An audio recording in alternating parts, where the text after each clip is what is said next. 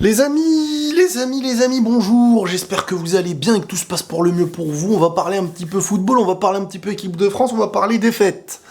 L'équipe de France perd au Stade de France contre le Danemark en Ligue des Nations, 2-1, 1-2. Bon, alors attention, ce match ne veut pas tout dire, mais ce match, comme tous les matchs qui peuvent exister, disent des choses.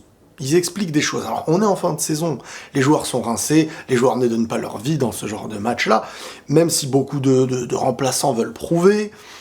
Mais s'il y a bien un truc qui, pour moi, ne change pas, et qui m'inquiète avec l'équipe de France, j'ai l'impression que cette équipe, elle se cherche dans certaines facettes du terrain. J'ai l'impression qu'ils se cherchent à certains postes. L'équipe de France a un groupe de fous. Un groupe de fous, et tu peux même ramener des mecs derrière que ce serait un groupe de fous. Peut-être sur l'addition, la meilleure addition de joueurs au monde. Mais déjà défensivement, et déjà dans le système A3, je trouve que le système A3 n'a pas fait ses preuves. Et j'ai l'impression qu'ils veulent à tout prix essayer de faire le truc. J'ai l'impression que c'est vraiment brouillon défensivement. Alors certes, Varane s'en va, et c'est quand Varane s'en va, que Varane se blesse, que derrière, il se mange 2 buts, mais malgré tout, j'ai vraiment... Parce que là, c'est le Danemark. Alors le Danemark est une équipe qui a fait demi-finaliste de l'Euro, est pour moi, pas du tout une mauvaise équipe, hein. Mais t'es l'équipe de France. Et quand même... Vous voyez, la Ligue des Nations a été gagnée, même si tu t'es fait, pour moi, dans le jeu, tuer par l'Espagne, par la Belgique, une première mi-temps où tu te dis, oulala, ça continue, ils vont s'en manger 3 ou 4. Cette équipe de France, on a du mal à lui donner un style, en fait. Je vous promets, on a du mal à lui donner un style. Et quand on sait que dans une compétition comme la Coupe du Monde, hein, t'as 8e, quart, demi et finale, qu'en un match, tu peux vite sauter. Et que j'ai l'impression qu'ils n'ont plus la sécurité qu'ils avaient par le passé. Bon, individuellement, on sait très bien, t'as Mbappé, t'as Benzema, t'as des joueurs de malades. T'as des joueurs de malades. En parlant de Benzema, bon, le point positif, c'est le but d'une finesse, un but ballon d'oresque. C'est le ballon d'or, les gars, le meilleur attaquant du monde actuellement, tout simplement. Mais franchement, l'équipe de France m'inquiète un peu. L'équipe de France m'inquiète un peu, alors peut-être que ça y est, ils vont se roder, qu'il y aura un équilibre parfait, mais je ne sais pas qui sera défenseur, je ne sais pas comment ils vont jouer. J'ai l'impression que le coach veut mettre des joueurs, mais ils sont pas faits pour ce poste-là.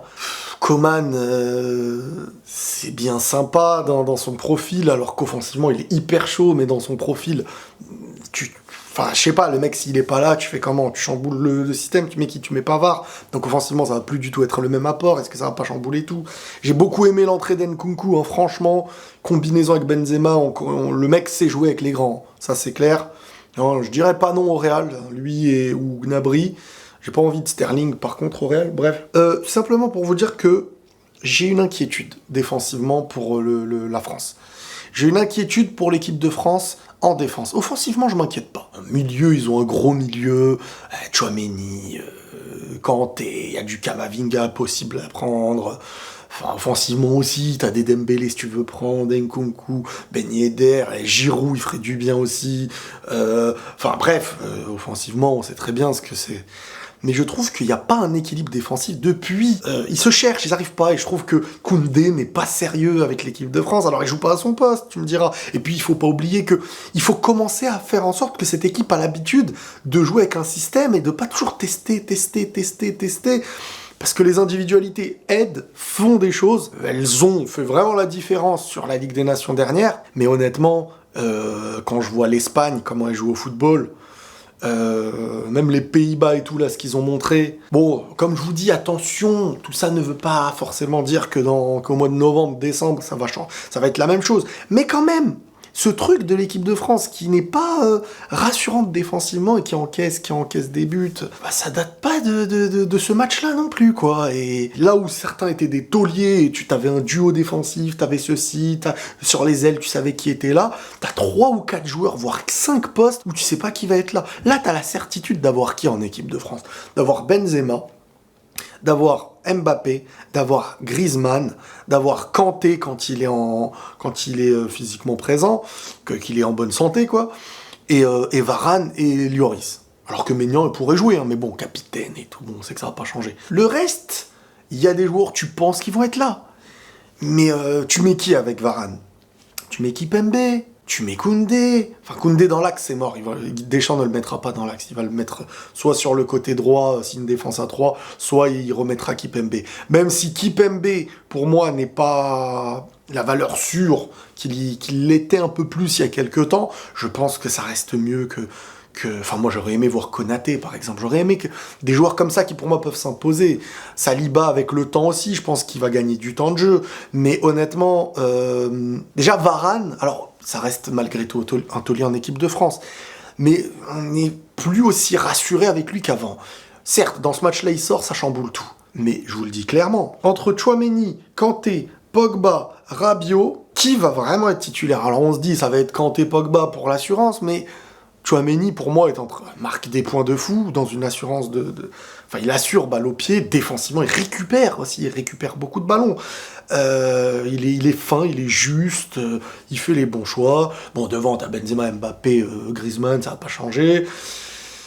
Mais voilà, comment tu joues derrière? Moi, je repartirais sur du 4 défenseurs. Franchement, le 3 défenseurs, j'ai l'impression qu'ils se font très vite déstabiliser. Et que cette équipe de France n'arrive pas à imposer. Elle a voulu imposer dans un système. Contre la Belgique, elle s'est fait imposer un football. Contre l'Espagne, elle s'est fait imposer un football à la Ligue des Nations. Là, tu le vois, elle impose pas son football avec 3 défenseurs. J'ai cette impression que ça n'arrive pas à imposer quelque chose. Pogba en équipe de France, il est bon, il fait du bien, on verra si... Parce que même lui, en fait, là, il y a plein de joueurs où t'es dans le doute. Pogba, en dehors de la médiatisation qu'il a autour de lui, si c'était un joueur d'il y a 15-20 ans en arrière, tu te bases que sur ses performances, t'as 2 années là en club où tu te dis, ouais quoi, ouais hein, franchement.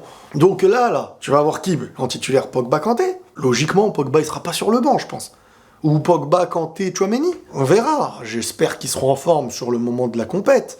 Mais défensivement, c'est l'endroit où j'estime que pour moi, actuellement, cette équipe peut encaisser des buts à n'importe quel moment du match. Elle n'est pas en sécurité, et c'est à l'image du match contre la Suisse, où même tu mets des buts, attends, tu marques en premier, t'es chez toi, tu encaisses 2 buts contre le Danemark. Et encore, il y a eu des occasions, hein. Il y a eu des occasions avec des arrêts et tout de Lloris. J'ai un œil attentif à tout ça. On verra, mais ça va pas être facile d'aller la chercher la Coupe du Monde, hein. Faut pas croire, hein. C'est pas qu'une histoire de nom et tout, hein. C'est une histoire d'entente, d'un collectif qui sur le terrain arrive à se comprendre et à être soudé, et défensivement à être bien rodé, parce qu'il va commencer à afficher les titulaires, hein. Si tu continues à te chercher, l'équipe elle va pas être claire et nette, et derrière ça va faire flipper. On verra, mais c'est le sentiment que j'ai. Alors attention, ça ne veut rien dire encore, hein, mais il y a un soupçon de choses qui s'additionnent. Voilà les amis, prenez tous soin de vous, et la paix sur vous.